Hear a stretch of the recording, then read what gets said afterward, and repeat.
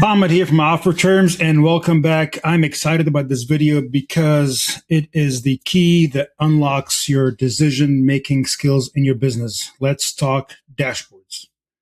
Here is a made-up dashboard with a bunch of fake information and some things I want to share with you, and we're going to walk through one of these boxes one at a time. You go to your dashboard, and here's what you first see. This is your stage distribution. It tells you your pipeline, seller's pipeline, buyer's pipeline, and your distribution by stage. Untouched, contact attempted, interested, warm, hot, ghosting me, the stages you have in your pipeline. This account has 967 leads in the untouched. Obviously, that's not true. The reason why that's happening in this account for this demo purposes is because every time we talk to somebody, we're not changing their stage. I'll give you an example. I went back to the lead. Here's this lead Facebook from Sam. We talked to the lead, and after we talked to the lead, we did not update their stage. Two places you can update their stage. In the first one, in the Sam the Man AI follow-up, says right here, hey, Sam, this seller is in stage X. That doesn't mean that Sam is going to start following up. Sam doesn't follow up until all these boxes are filled, but you can change it here. Sam, hey, Sam, this seller is in stage. I'll show you an example. Interested, warm lead. Save. We come back to the dashboard. Interested, warm lead right here shows 0. I'm going to refresh this. And if we are just in the right time and it got through, there it is. Interested now has 1 in it. The total is 967. One of them is interested, and the other is 966 untouched. That's one of the places you can change that. The other place you can change it is inside the opportunity itself. That's under actions. Inside actions, here's the opportunity. It's open for you. It says seller's pipeline, interested, warm lead. You click on this card, and this opens up your opportunity for you. The deal, for the lack of better words. The name, the email, there's another video on this with a little bit more details. This is all the stuff about the opportunity, the tasks, the notes, the payments, all the things that you need for this opportunity. Inside of this, it has the stage right here. The pipeline and the stage. You can change it here. One thing to remember, if you change it with Sam, it will reflect in the pipeline. If you change it in the pipeline, it will not reflect back to Sam. That's a business decision, and more in depth on that later. If we get to it, I'm sure you'll find it, but it's going to be important to know later. I'll show you an example right here. I'm going to click on hot lead. All right, I'm going to update it, and we will go back to the dashboard. We will see that hot lead updated in the dashboard. Reload, not replay, reload. Don't replay this video. Actually, you should replay that video. We will come down here. If it refreshed, voila, look at that. Hot lead got updated. But if we go to Sam, hot lead, which one was it? I think it was the top one, wasn't it? Well, crap, it affected here too. See, I'm going to have to edit this part of the video. Maybe we did change our mind. We had a big discussion about whether or not it should be two-way or a one-way street, but apparently we went with the two-way street. So forgive the last 2 minutes. There you go. It's a two-way street. There was a big discussion as to why we don't make it two, but evidently we went with one. Right now, we will do two-way street. I'm not changing this video. I promised myself this is going to raw education, and here's as raw as it gets. Two-way, easier for you to remember. Here we go. The dashboard. So you got this part of the dashboard about the stage distribution. If you don't update the stage distribution, this is always going to look messy, and it's going to show everybody's untouched. It's not going to look as good activities. You can change it by the pipeline. You can change it by sellers or buyers, and you can also go with this is a cool trick. Let's see. I want to know who the hot lead is. This looks a little messy. I'm going to uncheck the other ones. So now I'm left with the hot lead. I can click on the number 1, and voila, it's going to open up the hot lead for me. If you just want to look at who's warm, for example, uncheck all the stuff, leave the warm open. Well, there's no warm, so it's going to be 0. Next one. These two are important. 1, opportunities. This is going to go much faster once we pass through these first 3 or 4 boxes. 1, opportunities. We'll go back to the contacts. And again, inside the opportunity, we're going to open up this opportunity. And once you close a deal with a buyer or a seller, you have to come in here and you have to close it as 1. The deal is done. We got the money, we got the house, the contract is closed, title is done, the dispo has been finished, the NRIP has been collected, the lease has been signed, whatever, the transaction has been completed. You come in here, you click on 1, and you update. Bam, completed. With Sam, if you want to do it on the Sam side, no problem. You come over here under, hey, Sam, follow up, blah, blah, blah. Closed. It's 1. Endo. Finito. Sam will quit talking. It's a wrap. He's not going to follow up. Closing the deal. Check it on the dashboard. Refresh. And you'll see the 0 updated to 1. Hopefully you did it quickly enough. Voila. Opportunities with 1. Now, why is this important? Now we know we have the sales pipeline. We know that we have 967 leads. When we have 960 and we get an average of 14 conversations, we get a deal. That's your KPIs. That's when you start making that relationship between your leads if you're following the updates and you're actually keeping your leads clean. Same exact thing for lost. We go back to the leads, and I'm going to change the same lead to lost instead. I'll go back to the opportunity, the one that was 1 before. You can open it back up and make it lost. That's not a problem. We'll come over here. We'll click on lost. The cool thing about lost is once you choose lost, it's going to ask you for a lost reason. This is very, very, very important. And I'm going to slow it down a little bit so you can follow me on this.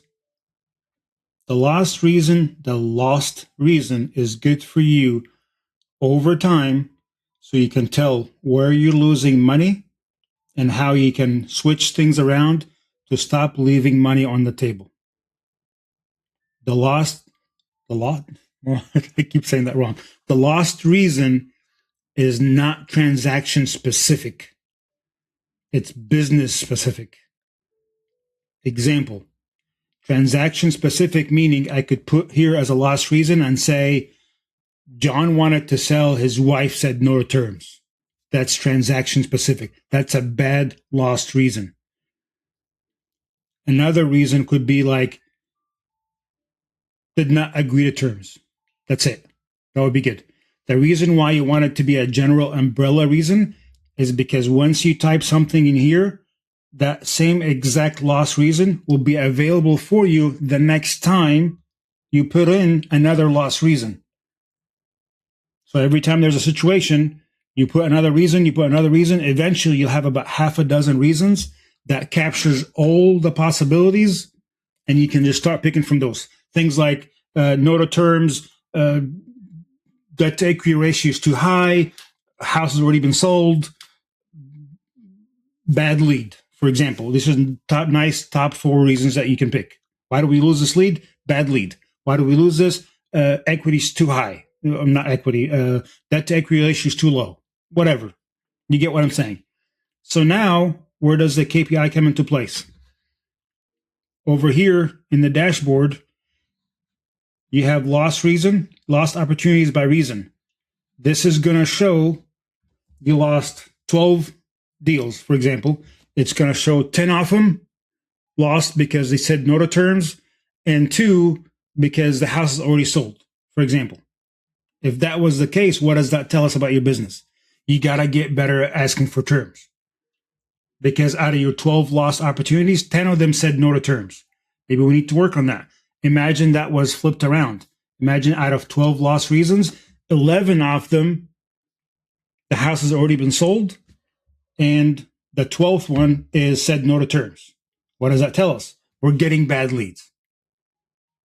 We're just getting bad leads. We call people, and it's already been lost. Or if the leads have been with us for a long time, we're taking too long to follow up. If I haven't reached out to that guy in 12 months and they keep telling me sold, well, duh, that's your problem. You haven't been talking to these folks as frequently as you should. If you're only talking to the guy once a year, well, obviously he's going to tell you it's been sold. What's the chances of it still being available for you to call? You get the point. This is going to go a little bit faster. Let's come down here. Lead source by report.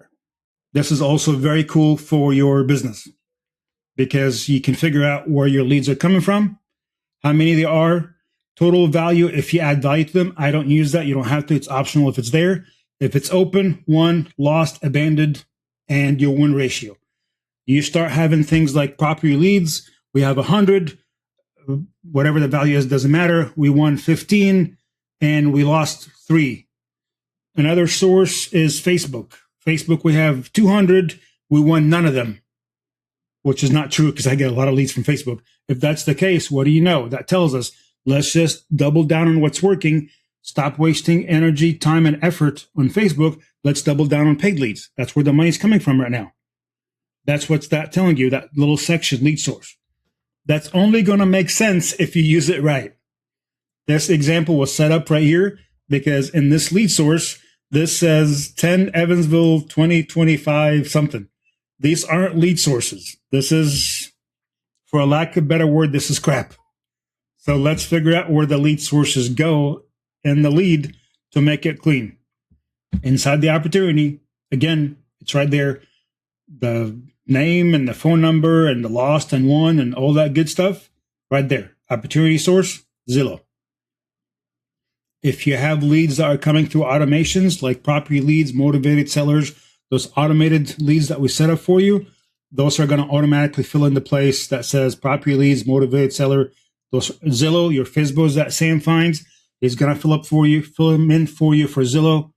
Some of the folks that are watching this video, the early on adopters, may have some of their Zillow leads tagged as Zillow for the opportunity source. Good opportunity for you to learn how to use smart lists. Go in there, find them, and update it real quick. It'll make your dashboard cleaner. But anyways, opportunity source right there. As long as this is filled, you're good to go. Source is not an address. Source is not a date. Again, this is not a transaction specific. This is a business specific category because you use it over and over and over again for it to turn into a dashboard metric KPI for you that says 100 Zillow, 50 Facebook, 35 PPIs, 25 PPLs. We won this from that, lost this from that. These are the numbers that they have been harping about for a long time for you to get and measure for your business so you can make good decisions. Now they're all automatically for you, automatically accounted for you. And they're right there in a snapshot just so you can just look at them and read it right away. You just have to put in the information correctly. When you win a lead, update it as won. When you lose a lead, update it as lost and why. I lost it because the house was sold. It was a bad lead. They said no to terms. They're underwater on the house. They owe 300 and the house is worth 150. They said yes to terms and just wasn't a good deal for us. That happens. Sometimes people tell you yes to terms and we agreed that the company doesn't want to get involved. This is not a good buy. You will eventually make 6 to 8 at the most reasons, and that will be a great platform for you, for the company to operate from. These are the reasons why we're losing deals, and you can get the KPIs from them as to what's happening. Same for the lead sources. Get you all the numbers that you need. Won, lost, the ratios. Next, it's going to move really fast now. This is easy. Incoming call by status. Obviously, I mean, self-explanatory. Incoming calls, missed, 87, answered, 24.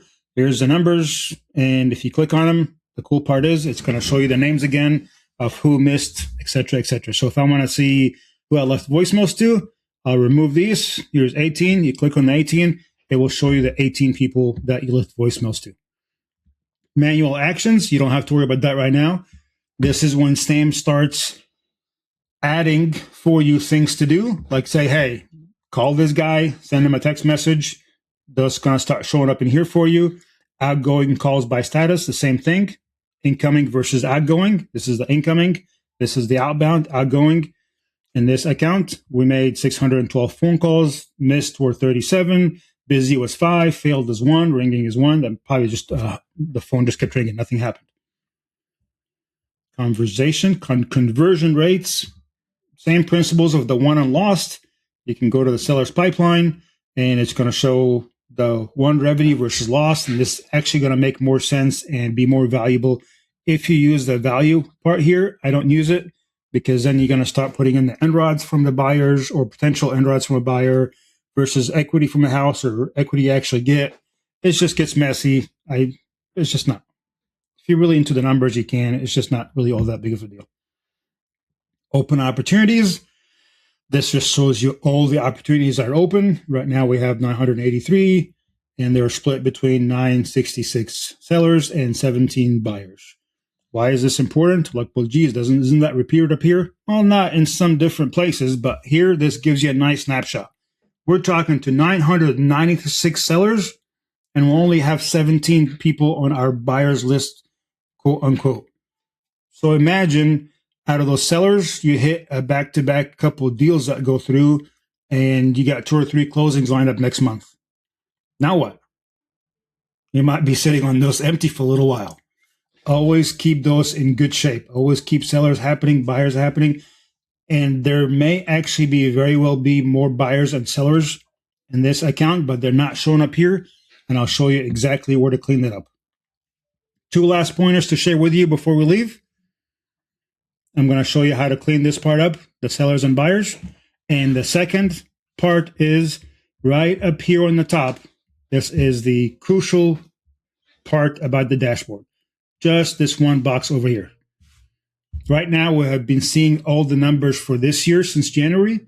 You can easily click on this, filter it down by the week or by the day, or you can just pick from this menu and say, just show me what happened this quarter, last quarter, show me what happened this month, show me what happened yesterday, show me what happened this week, last week. I just want to see what happened in the business last week. The team was gone, whatever. Break it down by very simple time frames if you want to. And last week, seller's pipeline didn't have any activities. Nothing. Last week, we had 11 missed calls and 3 answered. That's incoming. Outgoing, last week, we made 64 outgoing calls.